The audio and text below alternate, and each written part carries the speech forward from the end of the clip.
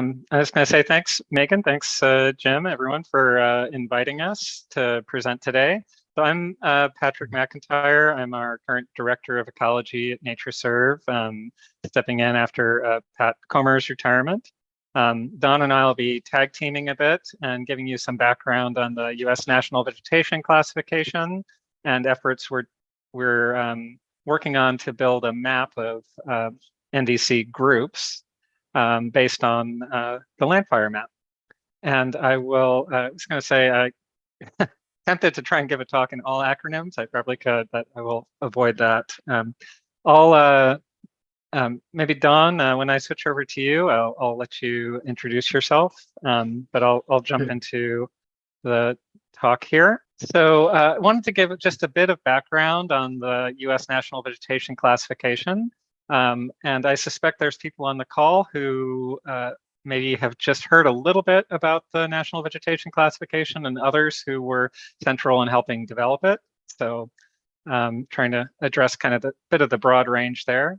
I'll just note that as a concept, the USNVC goes back to the early 90s, was kind of formally established around 1994, and then really fleshed out and kind of its true first glory around 2008. And this year, we're releasing a new and updated version of the National Vegetation Classification. I want to point out that when we talk about the USNVC, we often say it's a national standard, which it is. But I also like to emphasize that it's really a national, it's a language for vegetation. It doesn't preclude other classifications. And the best example I like to think of is perhaps the Bureau of Land Management and the US Forest Service. They might be both managing pinyon juniper woodlands, but with the NVC, they could both say specifically that they're mapping Colorado Plateau pinyon juniper as opposed to Great Basin pinyon juniper or a more specific type. So the USNVC is hierarchical. It goes from like the biome level, broad, temperate forest, all the way down to very fine scale associations based on specific plant species. Just to give you a range here across a few levels of the hierarchy, there's about 30, there's over 30 formations. So this would be, temperate like bog and fen, for example, 400 groups, which are a level we often work at, and then over 6,000 of those fine scale associations. And it's an integrative approach to classification that combines vegetation, ecological dynamics, and biogeography. And Don will give more detail on all of these. Kind of formally, it's a partnership that's managed by the Ecological Society of America, federal land management agencies, and NatureServe. And the last point here is the big one.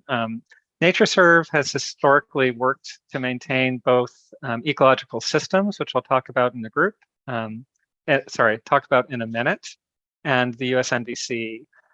Today, we're focusing on the USNVC at NatureServe for a couple of reasons. One is that the US National Vegetation Classification is now much more established and fleshed out than it was in early days.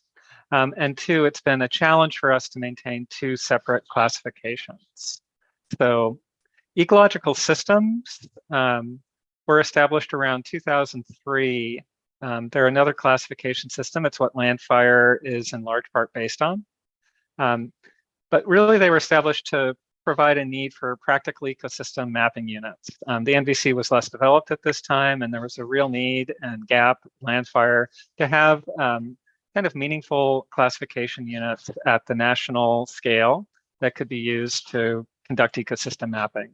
So ecological systems, there's about 800 of them, and they are plant communities that tend to occur based on similar environmental settings and ecological dynamics. In many cases, they're similar to the USNVC, but I'd say the USNVC is often more finely broken out by geography and by biogeography, and in some cases by vegetation structure and dynamics. So systems are what is used by LANDFIRE and generally corresponds within the USNVC to groups and alliances. Moving forward, with the US National Vegetation Classification and Ecological Systems, NatureServe's real focus on ecological systems is supporting the work done by LANDFIRE and the partnership that we have with LANDFIRE. So we're continuing to to maintain ecological systems in the near term, to do some updates to them where they're central to LANDFIRE and other similar efforts. But we're really focused on the USNVC moving forward. And as part of that, we're trying to create an updated group map. So with that, I'll pass it on to Don. Well, actually, back up. So why create a group map? The current map that represents USNVC groups is based on LANDFIRE going back to 2016. We're now 8 years ahead. And the current USNVC classification has a much stronger overlap with ecological systems. It's more in line with that. We also have new groups that have been refined and revised. The new group map can provide range maps that are a really valuable part of conveying the USNVC units. And I would say it also can be useful for collaborations with LANDFIRE and with others using other ecological systems where we can provide feedback on what current ranges for vegetation groups might be. So a little bit, Don is going to provide some classification context, what our goals are for the group map review. We're on a 0.9, a beta version, and moving towards our first release. We're going to demo the process, highlight some issues, and talk about next steps. So Don, you want to take it away and let me know when you want a new slide? Okay, thanks. Good to be with everyone. Good to see some familiar faces and names. So appreciate you joining the call. And I'm just going to be brief on the classification background. There's a lot more that we could say, and if that's of interest, we can talk about that. But mostly, I just want to set up the relationship between the classification work as it relates to the group work. So USNVC has gone through a series of transformations, updates, as Patrick mentioned, and the latest is that we have linked the upper levels of the NVC to the recently published Global Ecosystem Typology. NatureServe was part of that team, and in seeing how it came out, decided to pursue revisions to the upper levels in line with that. So the USNVC is part of a larger IVC system that forms what we call the EcoVeg approach, and it has 8 levels. And the global typology ultimately took on a very similar structure. So next slide.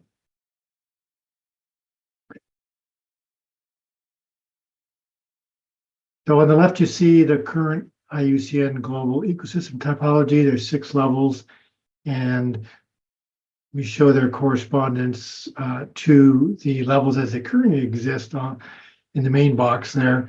And so it's the top 3 levels, if you click again, that are the major focus of the IUCN work. Although they have 3 lower levels, they didn't fully develop them. They're just conceptually identified, but they have equivalents to the IVC levels and USNVC levels.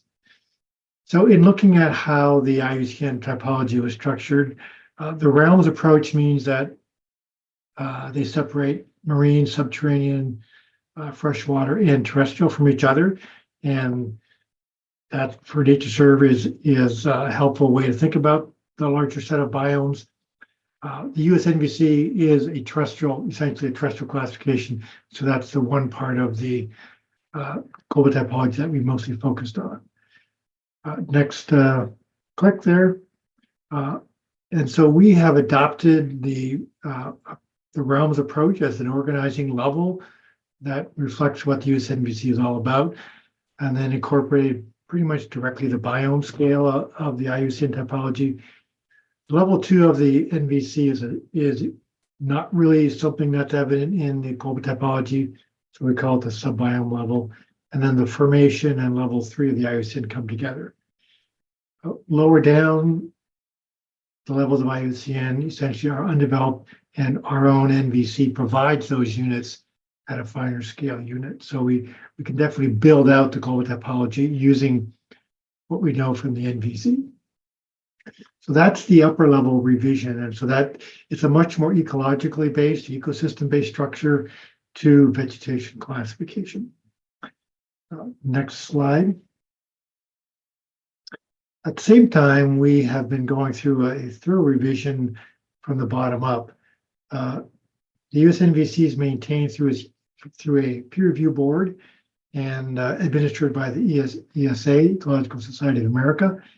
And the board agreed in 2019 to do a comprehensive alliance and group review. And so we, for the course of 5 years, got to meet with many ecologists around the regions. Some of them were even excited enough to come back for a second or third meeting, so that was a good sign. Some of them even agreed not to be reimbursed because they had so much fun, if you can believe that. And so we were happy with the overall outcome. And that led to, again, a thorough revision of the group and alliance levels. And so that set us up then for the work we're going to do now. Next slide. All right, keep going. So with that, I'll pass it back to Patrick. Okay. So I'm going to walk us through, or walk folks through a process that we're using to develop an NVC map for groups, and it's based really on crosswalking from Ecological Systems and LANDFIRE, and then expert review process that we're doing afterwards. And I should mention that we're focusing on the group level. There's around I think 420 groups roughly that occur in CONUS. And these are, we typically do conservation rankings on these groups. So we'll do reviews to determine if the ecosystems are stable, or if they're declining, or if they're threatened or at risk of collapse. So we have our global conservation ranks. We work with the IUCN and do red list of ecosystems analyses on these. And that group level is something of a, for lack of a better phrase, a sweet spot in the hierarchy, providing a moderate number of units that are still detailed enough for managers and for conservation decision making. So what you see here is a map that's actually probably scaled up to something like the macro group or the formation level, because the NVC is hierarchical. So this was an early draft map, and it's showing broad vegetation types across North America. So a little bit of context.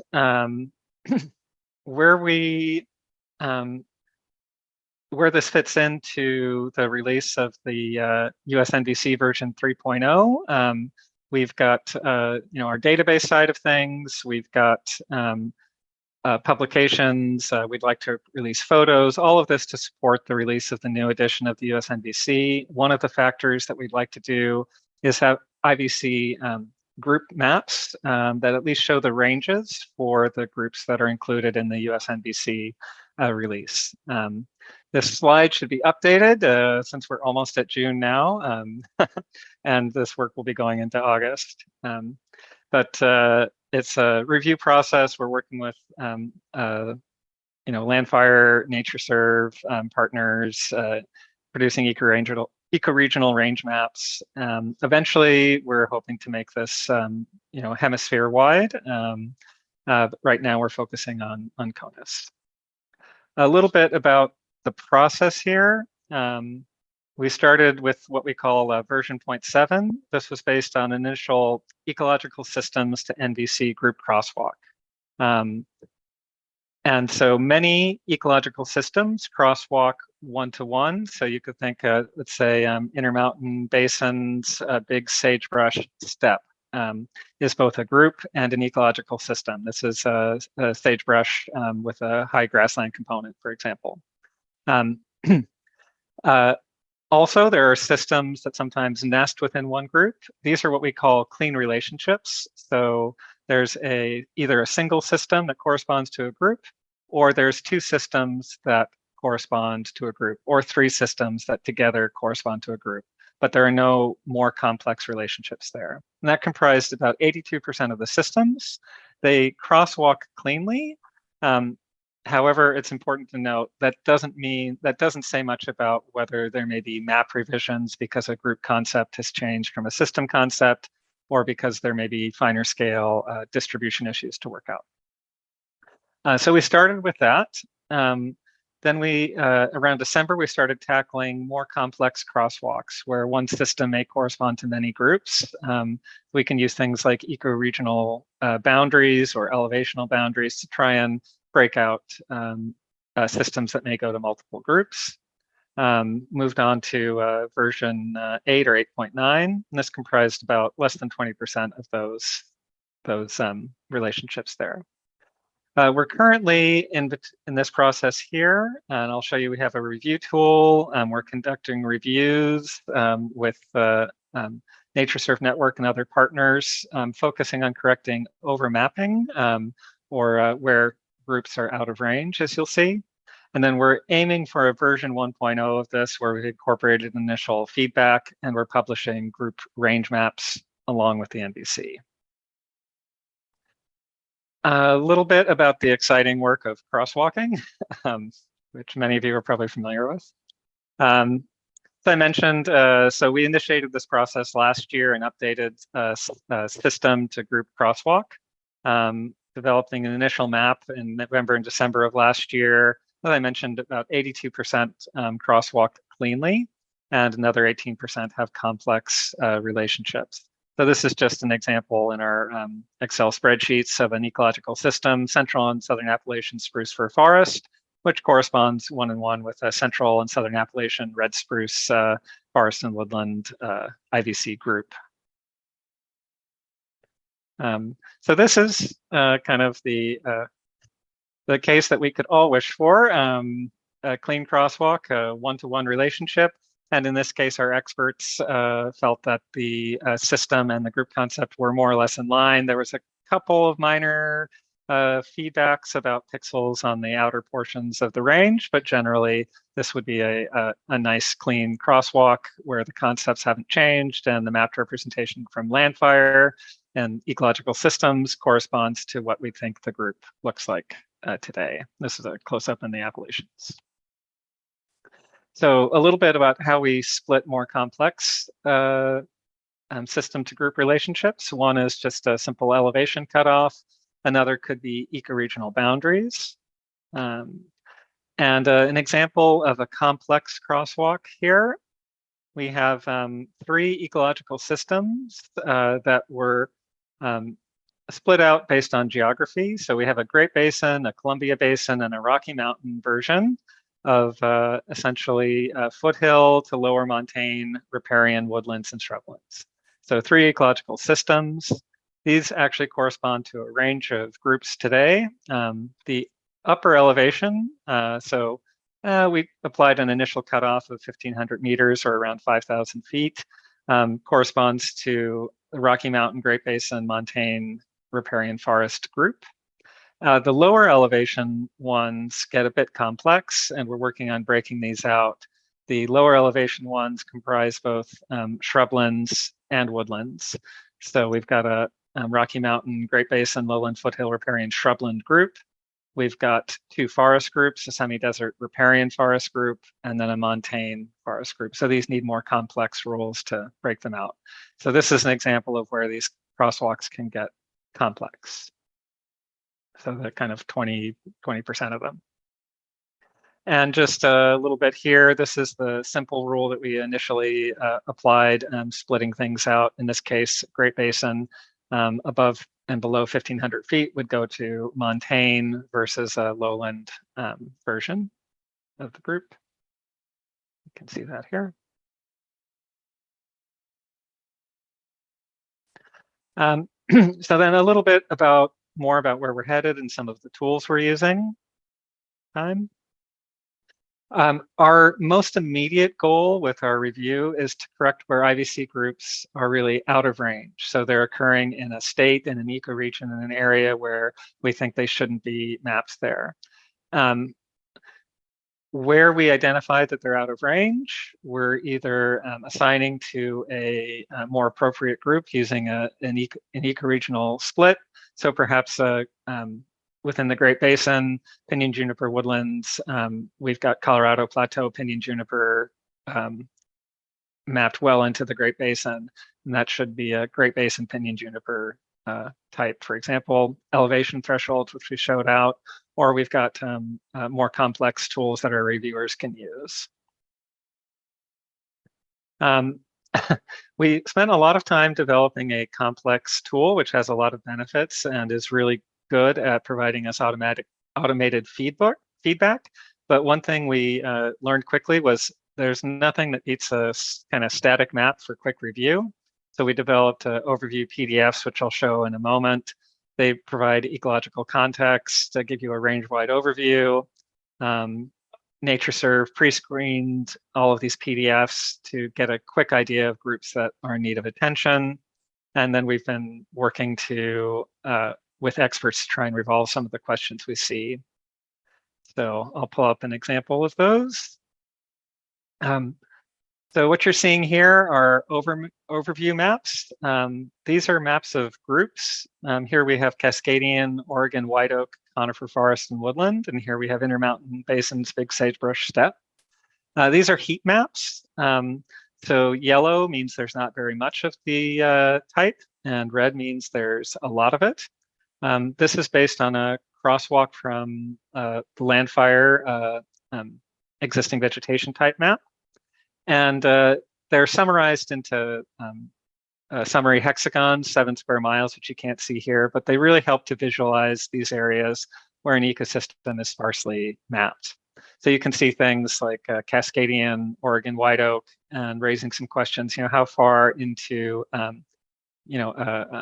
BC and Vancouver should this get?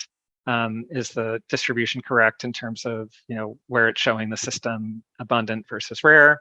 Are there areas here for Intermountain big sagebrush steppe that should be excluded, say out in eastern and central Montana, for example? Let me pull up a map review tool, which gives more ecological context and provides a structured way to collect feedback we can use to update our maps more automatically. Hopefully this goes smoothly. Let me, so we have a welcome page for our reviewers. You can select a state, a territory, subnation, which gives you a list of all of the groups that occur in your geography.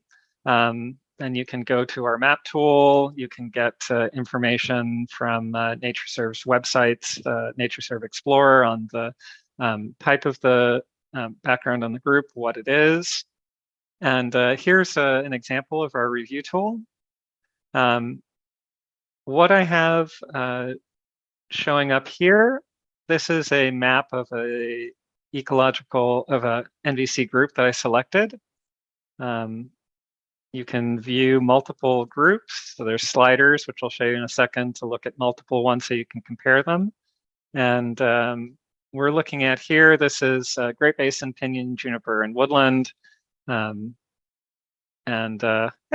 this it's showing up in the right places. This is based on a really one-to-one crosswalk from Ecological Systems and LANDFIRE.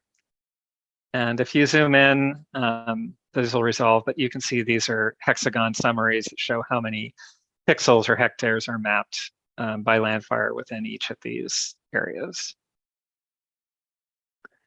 Let me zoom back out.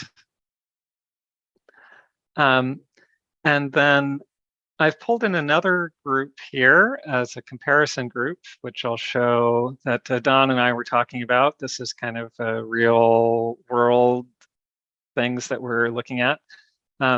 Geo 105, Intermountain Utah Juniper Open Woodland. This is, for those of you who may know this, Juniper osteosperma woodland without much pinyon at all, or essentially on its own. And they should have a fairly extensive overlap. When you look at, as I slide this across, what you may or may not be seeing in pink here is zoom out a little bit. I'll zoom one more in. You can see that the juniper only type is not really mapped much into Nevada. And so there's some interesting questions there to track down, I think, with some of the history there, what's going on. NatureServe and LANDFIRE have worked very closely together to map these ecological systems that form the basis of this. And here we're seeing something where, you know, we're not sure if, you know, this needs to be revised, but as part of the feedback that we'd like to give LANDFIRE, provide to LANDFIRE as part of this review that we're doing are, you know, updated range maps and noting where we might have disconnects between, in this case, you know, we think that the open juniper system and group should be mapped more extensively in Nevada. So, you know, what's going on there? And I think there's some, you know, things on both sides because we've been closely involved with that process. So this is one that we're working on and we flagged for review and hope to, you know, provide feedback both in group form and for LANDFIRE on ecological systems for potential updates. So let me switch back to our overview slide and then we'll be early at the end. So returning to our group map overview, we've mapped 275 of the groups that we have crosswalked. 137 are still not there in map form. Some of these aren't mapped by LANDFIRE. They don't have a spatial representation, or they may be very fine scale, small patch ecosystems that aren't extensive enough in the LANDFIRE EVT map to provide a solid group map basis. But we're working on the next version of these and trying to bring in, you know, a 1.0 for these groups and then work on the ones that are not yet mapped.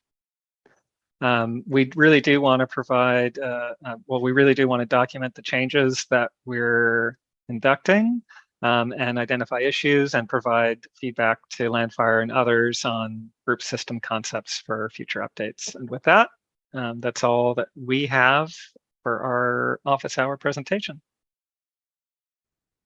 Just a question, Patrick, about sharing the link to the review tool. Presumably we can do that.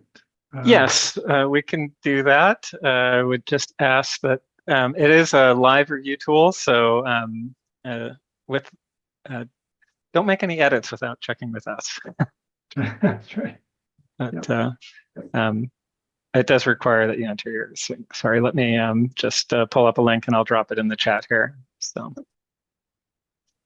I'll just add a bit to what Patrick said in terms of the review. One of the things we discovered very quickly is that, you know, any remote sensing based map that's, you know, based on modeling is going to generate some level of overmapping, undermapping in terms of range or density. And at this point, we recognize that this is part of a journey that we're on with LANDFIRE and with other experts, you know, across the states in terms of how best to map. So this is taking the best of what LANDFIRE has and creating the group map, recognizing that when we do the review with experts, we're most concerned about, you know, the range disparities, so that ideally at least every state that's expecting to have a group in their state does have it, and if they're not expected to have it, that it's removed, again based on review. The NVC has been developed enough that we have a very good accounting from much review as to which groups should be in a state, and so that's guiding our cleanup of the map. And so ultimately that's also information we can feed back to LANDFIRE in terms of the overall range extent, how you then map within that range in terms of elevation, ecology, and hydrology. Those are all the fine-tuning questions that, you know, we'd all would love to get more into, but it's really part of a, you know, later stage of refinement. Yeah.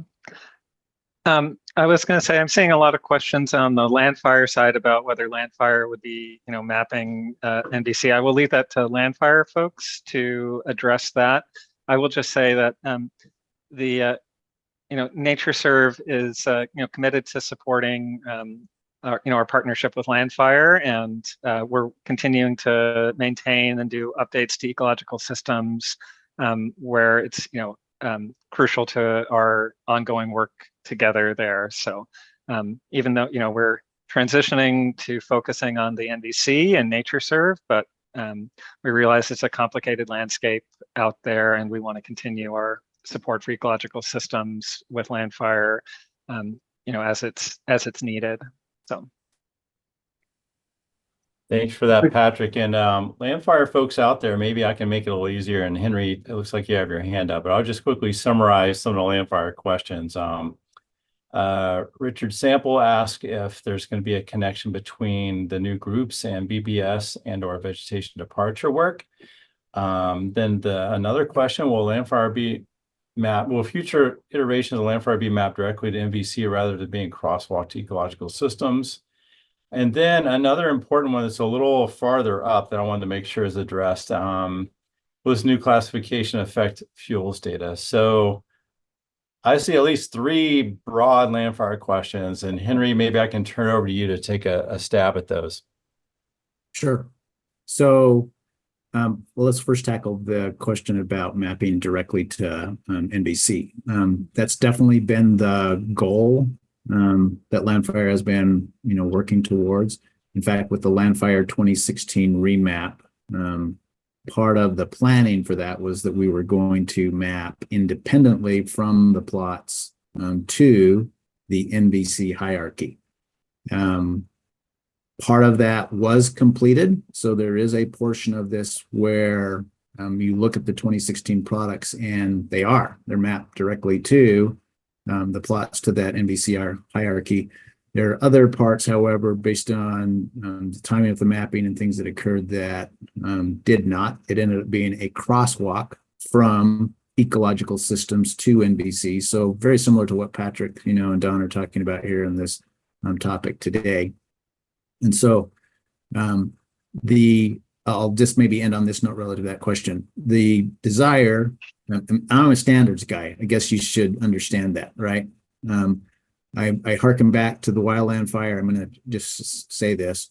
WildLandFire and structural fire, there's old stories about community X and community Y, and they had their fire engines and they showed up and they had different apparatuses, different hose connections and things like that. And so they were basically useless. And so that's where, some key standards for fire came into play. And I see the same thing for, the work that we do, particularly in the federal government, and what we need to do across this nation is we need a standard whereby we can, agree to, call a certain thing, and then, work towards that, refine it, make it better, and that becomes the standard. So I'm really, really excited, that we've got the Federal Geographic Data Committee. I see a number of members on the call here today. So I think that's awesome. And I'd really like to see us work towards the standards. So yes, we want to meet that standard. And I'm going to add this caveat. Ecological systems, and even to a certain degree NVC, we're still, I will say, to a field user perspective, okay, we still have a few problems relative to just how we're calling or classifying vegetation. And relative to the users, there is a key desire to have more of a dominant, codominant type map that shows us this is what you're actually seeing, on the ground today. And so we want to work towards more of that type of effort in the future. Now, whether or not that fits, within the NVC standard, that's going to take some time to explore, and figure out. But to the extent we can, as you heard my leadoff statement, standards are key. We want to, nest that, tie that, back to the standard as much as possible, because we want it to represent what people see when they walk out in the woods and they see XYZ forest. They should see an XYZ forest with their map products, and not something that's like, no, this just doesn't quite, line up with what I'm seeing where I'm standing on the ground. So that gets to some of the questions. I'm going to stop there because I see other hands, and then we can circle back to maybe some of those other questions, Randy and Megan, that you were talking about. Okay, and you all have to bear with me. I'm used to Teams, so I'll have to figure out how to get my hand down in a minute. Hi, I'm Danny Southard. I'm the Wildfire Mitigation Program Manager with Idaho Power. And so just a question on some of this classification work. One of the challenges we're seeing, and it has been kind of tossing out to some of the folks that we've worked with, particularly out of NVC on the wildfire risk modeling side, the classification specific to agriculture in our area as it comes through LANDFIRE. What we're seeing is output in the fire modeling. In some instances, I would almost say it over exaggerates fire spread, fire risk, and in some cases it's almost under. The models that we're running are almost undervaluing that risk. And so that's becoming a really big question in our minds. There's obviously a seasonality, there's a crop component to it, there's a lot going on there. But I'm really curious about if and how you all are thinking about that particular issue, the issue of just classification of agriculture in general as it relates to kind of running it through some of these fire models. So just any thoughts on that? I'll take that, Danny, and then others can jump in. So you're hitting on a hot button topic. This one's been talked a lot within LANDFIRE over the years. So there are a number of things that are going on in this space. The science that has been developed to date have been focused more on natural fuels, not agricultural type fuels. There is call them a small group of scientists that are actually working on burnable agricultural types. Okay. And so they are making some headway on that, but it's a slower process because of exactly the same types of things you talked about, where you've got, irrigated versus non, and, all the nuances that come with those agricultural type landscapes. So that's part one. Part two is within LANDFIRE, we have been, I'll say, chipping away from the edges of the corners, so to speak, so that we know that this is an issue, and we cannot just say, no, it's agriculture. Good luck, deal with it the way you might want to approach it, because we know that it has real effects in how people apply the product. So as part of that chipping away, a non-technical term, right? Chipping away is we have gone into the classification that the National Agricultural Statistics Service, also known as NASS, they are one of the primary, I'll say, national leads relative to mapping the agricultural types. And so we've gone to their legend to drill down, instead of just saying, one size fits all, it's all ag or not, is there are discrete classes within that mapping classification that NASS creates. And we've been able to at least make some adjustments to say, man, this is probably going to be more susceptible to fire, and so needs to be burnable versus not. And so I think the problem that you're describing, Danny, is we just haven't been able to hit that sweet spot yet of what really is burnable, what is not. And that's why you're seeing some places that either over or under predict based on, the type of agriculture that's there. I'll end on this note. We would greatly welcome your recommendations if you've got, feedback on, hey, we're seeing this with this particular agricultural type, and how we might then be able to further chip away, at that. I think we'll ultimately have to wait to some degree for the science to really play out with these varied agricultural types to help better inform their availability and timing with the seasonality of burning and non-burning and all that, to create some unique custom, fire behavior fuel models that are tied to those agricultural types. Hopefully that helps. Yeah, that's really useful. And I would love to get your contact information and follow up with a conversation. For sure. We can definitely do that, Danny. I'm in Boise, by the way. Oh, perfect. Okay. I am as well. Yep. Henry, if you want to put your email in there, you can, or I can, either way. Jim, do you want to take the next? You're next, and then I'll read some of these other questions here when you're finished. Jim has a question. Actually, I was going to try to address the questions that I saw earlier about BPS. With some assumptions, it is possible, in effect, to do some similar things with NVC maps as well for departure and doing BPS, because as Patrick reported, about 80% or so has a clean relationship between ecological systems and NVC group.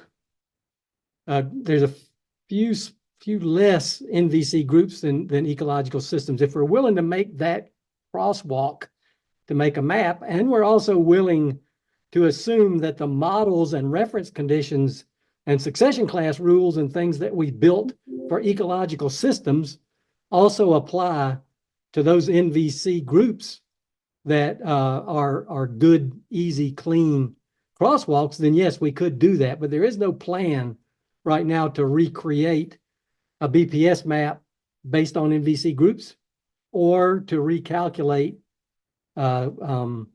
vegetation departure, recreate succession class, etc.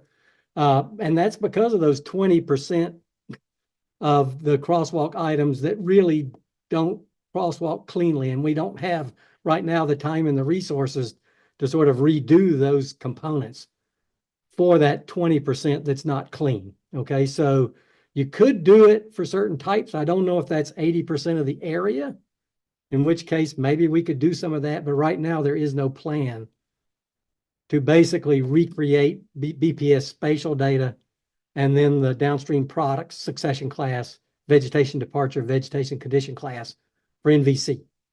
Okay. The other question that I saw was about minimum mapping unit and application scales and things like that. So I will tell you that, been doing this a long time, and I've always found the concept of minimum mapping unit for a raster map to be an odd concept. I'm not sure. It doesn't quite apply the same as, say, a polygonal map.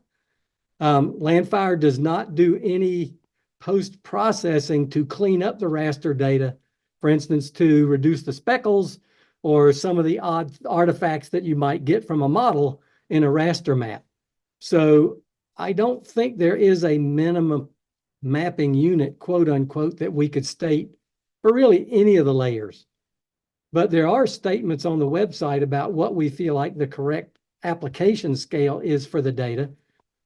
All the layers, in effect, that are based on vegetation in particular really are a landscape scale product. And the definition of a landscape does vary a bit across the country. So it's kind of hard to give you a number, but I usually tell people to think in terms of start at 1 million pixels, which at 0.2208 acres per pixel gives you a couple 100,000 acres. Start there and see what you think. And then review the data and see how you think it applies to your area, because it does vary across the nation depending on the fragmentation that you have, the spectral separability of all the categories that are present there, etc. So really, in the end, you have to do the hard work of determining what the right scale is for the data in your particular application. I wish I could tell you it was X acres and the minimum mapping unit was 10 acres, but I don't think that's true. Okay, I think that would be a misstatement.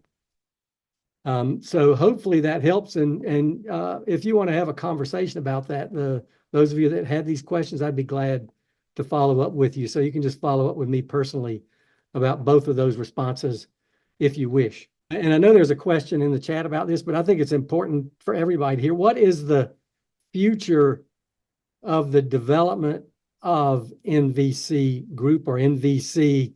It feels like it's kind of, to me, been, sort of hit or miss and intermittent, and we didn't really know what the plans were for how it was going to evolve over time, or how the concepts might be reviewed and modified.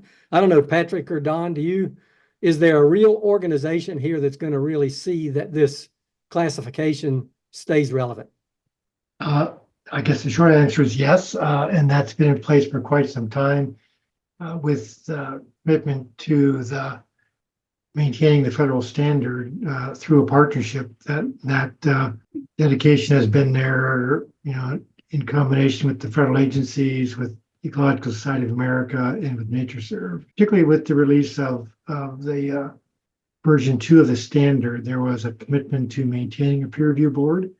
And so that's been in place since 2008. And it's what has got us to this point. So our plan with version 3.0 is to release an official version, much like one would publish a flora, so that the concepts are all described, documented. And through this LANDFIRE project, we would actually produce range maps, ecoregionally based range maps. So much like a flora will often have range maps for individual species, so the NVC will have that embedded, in the work. But that's version 3.0. It's not meant, it's like with a flora, periodically one needs to go back in and keep up with the literature, upgrade, etc. But at least there's a version to point to that can be referred to when applications are built around it. There's always a challenge of, just as we all hate new computer upgrades, none of us likes to see new floras come out with all the genera flipped around, but we live with that and adapt as we can with our applications.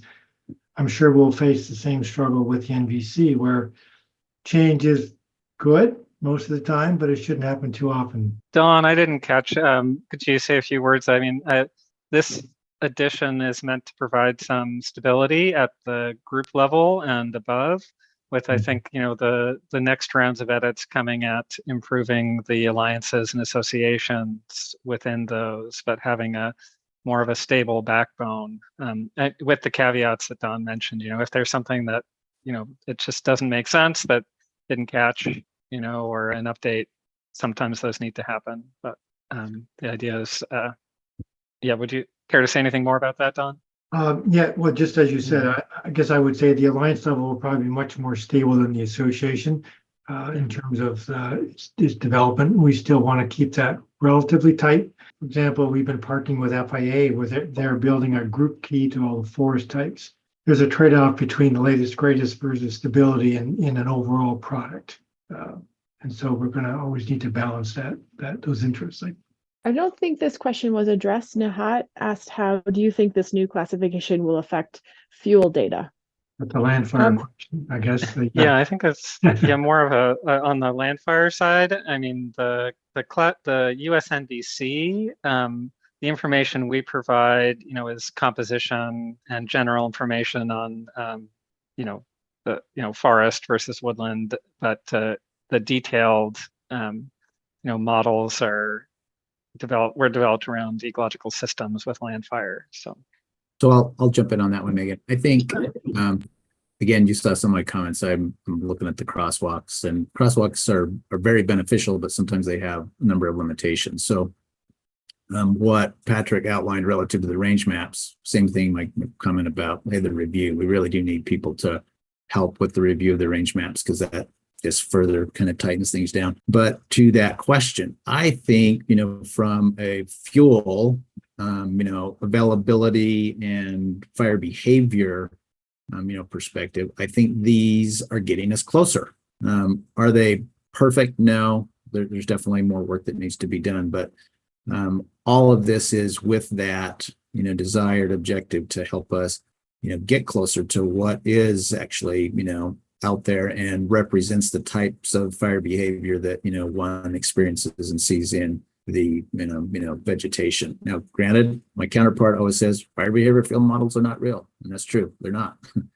They're just a way to, kind of frame what you are seeing and experiencing. And so when you think about these vegetation types, at times, depending upon the availability of that fuel, as Don Long mentioned in his chat, is exactly right. It could be an entirely different fuel model just based on the seasonality or the timing of how that fuel is responding. So it's helping us, I think, as we drill into this further, to get closer to what are people actually seeing, and how does this vegetation respond as fire is affecting it. I want to just throw in a side comment here about the NVC, in part building on Jim's question about where is US NVC going.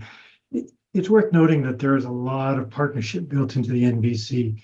particularly at the state level. There are at least 25 state programs that are using the NVC directly as their state classification. So there's that level of partnership too. It isn't just kind of the ESA and NatureServe and the federal agencies. And so there's a lot of detailed ground data being collected. And there are some states producing group maps based on their own state data. So we will have a situation down the line where there may be a group map covering a state based on sometimes aerial photo interpretation combined with ground plots. And we'll be able to use that again to further calibrate, what happens with national group mapping. So again, just recognition that there's a lot of field ecology data going on where the NVC is the source, the basis for what gets classified and described. Thanks so much for this. This has been amazing. Participants and presenters, super, super useful. I was curious if the Ecological Systems to NVC Crosswalk will be available, and I apologize, it may be plainly available somewhere, but I lose track of all these things. Yeah, so just worrying about that. I would say there's no reason not to make it available, other than polishing up the version we have. We share it readily with partners who contact us at this point, but it's been on an as-needed basis. But we could certainly post the current version of the crosswalk.